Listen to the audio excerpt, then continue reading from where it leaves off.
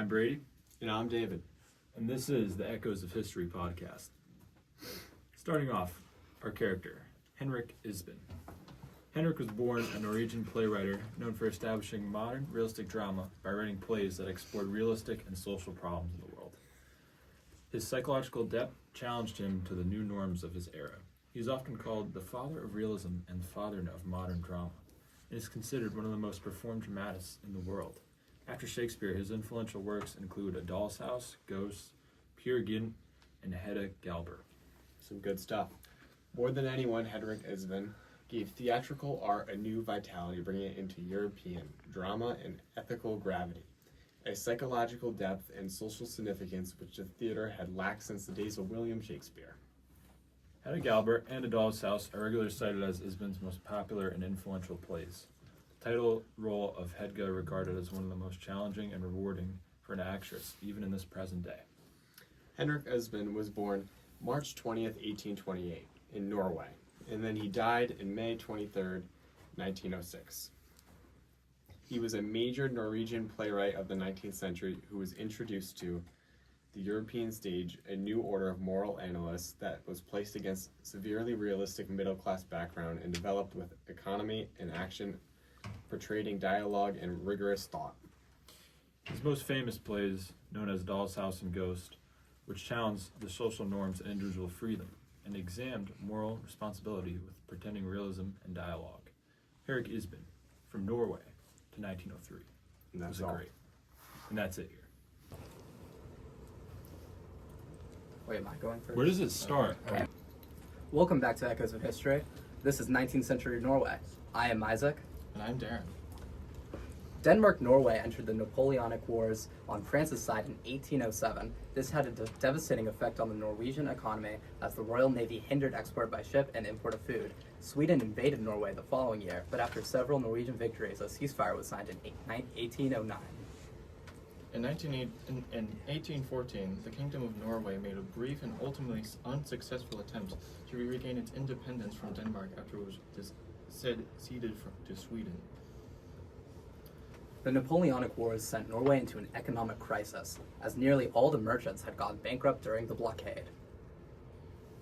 The Norwegian spesidaler was established as a currency by the Bank of Norway when it was established in 1816, financed through a silver tax which lasted until 1842. An economic crisis hit the country in 1848, resulting in Marcus Thrane establishing the first trade unions and demanding that equality before the law be independent social class. The Parliament passed a series of laws abandoning economic privileges and easing domestic trade during the 1840s and the 1850s. From 1850 to 1880, the Norwegian shipping industry enjoyed a large boom, stimulated by the abolishing of the British Navigation Acts, and the country had the world's third largest merchant marine. Annual parliamentary sessions were introduced from 1869 and 1872. Ministers were, through a constitutional amendment, required to meet in Parliament to defend their policies. The 1880s and 1890s saw the rise of the labor movement and trade unions become common. The Norwegian Confederation of Trade Unions was established in 1899 and the Norwegian Employers Confederation the following year. The Labour Party had its first parliamentary members elected in 1903. Throughout the duration of the century, the desire for distinct Norwegian culture grew despite the conflict with Swedish authority.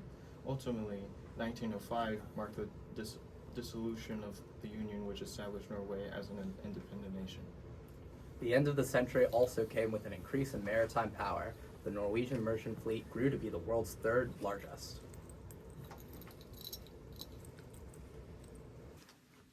I'm Owen. And I'm Catherine. And I'm Juliana, and today on Echoes of History we're going to be talking about realistic drama. Theatrical realism is dramatic genre that came to be in the 1800s in the atmosphere of political and social turmoil.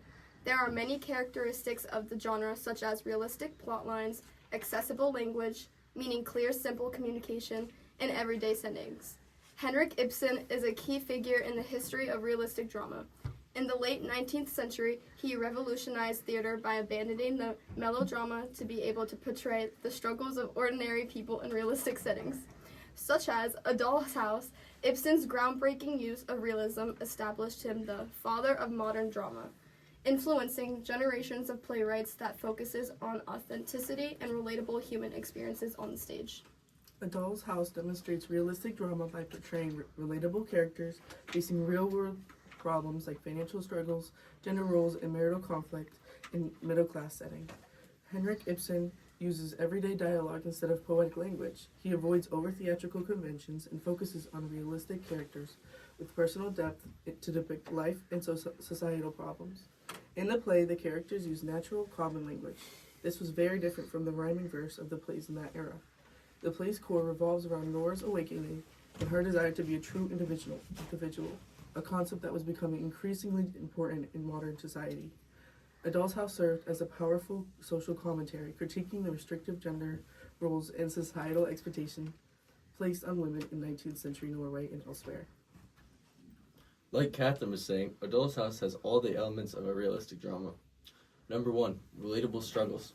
The story centers on realistic, everyday conflicts such as marital problems, financial worries, and the struggle for independence. The plot does not rely on supernatural or over-the-top events. Number 2, authentic dialogue. The language is conversational and naturalistic, mirroring how real people speak and avoids poetic or flowery verses. Number 3, social commentary. The play uses its realistic characters and plot to critique the social norms of the time, particularly the limited role of women and the restricted nature of marriage. Welcome back to the Echoes of History podcast. I am Liam, And I'm Max. and we will be talking about the Tarantella dance. The Tarantella dance is a popular and energetic folk dance that originated in a city called Taranto in southern Italy. This dance is typically performed at large events such as festivals, weddings, or parties. It is well known for its quick and lively nature that typically also features a tambourine with the performers. It has a unique history tied to a folk belief about curing a venomous spider bite through frantic dancing. The dance was a frenzied ritual aimed at curing the victim by forcing them to dance wildly to a fast-paced, rhythmic song until they were exhausted and it was thought the venom had been sweated out. The people had a superstitious belief that it would cure the venomous bite of a tarantula, which is where the name came from. Along with the thought of curing the dancer, the dance is also considered as a good art form to symbolize liberation and freedom. Now we will look at a video example of this thrilling dance. I'm Joe. And I'm Colby. Welcome back to Echoes of History, where we are going to be discussing 19th century women's roles in the West. I thought you weren't saying that. I just said I was saying. Hello, I'm Joe. And I'm Colby. And welcome to I forgot to say welcome back. Hang on. Wait, you guys- Hello, I'm Joe. And I'm Colby. And welcome back to our final segment of Echoes of History, where we bring the past to life. Today we're looking at women's roles in the Western world during the 19th century, a century of dramatic change that reshaped society, industry, and family life. At the beginning of the 1800s, women in Europe and North America were largely confined to the private sphere. Their expected roles centered on marriage, motherhood, and moral guidance. Middle and upper class women were seen as the angels of the house, tasked with maintaining respectability, raising children, and supporting their husbands. For working class women, the reality was harsher. Many labored in factories, workshops, or as domestic servants, often for very low wages. But the 19th century was also the age of industrialization and reform, and those forces began to blur traditional boundaries. As factories and cities grew, women entered the workforce in large numbers. They worked in textile mills, taught in schools, and even took part in social reform movements addressing poverty, education, and public health. Still, they faced strict limitations. They couldn't vote, had limited property rights, and were rarely allowed to higher education or professional careers. Yet change was brewing. Women writers and intellectuals alike, Mary Wollstonecraft, Harriet Martineau, and later John Stuart Mill, challenged the idea that women were naturally destined for the home. Activists like Susan B. Anthony in the United States and Emmeline Pankhurst in Britain pushed for suffrage, inspiring campaigns that would gain momentum into the 20th century. It's important to note that class shaped these experiences. Wealthier women were expected to embody refinement and leisure, while working class women had no choice but to balance wage labor and domestic responsibilities. Across all classes, however, the 19th century saw women increasingly present in public life, in schools, churches, factories, and protest movements. By the century's end, cracks were visible in the old order. Women in some regions could attend universities, join professional fields like nursing and teaching, and participate in organized political campaigns. Though legal and social equality was still far away, the groundwork for modern feminism was laid in the 19th century. That's all for today's episodes of Echoes of History. Next time, we'll explore how these early struggles led to dramatic victories in the 20th century. Until then, thanks for listening. Thanks, Malone.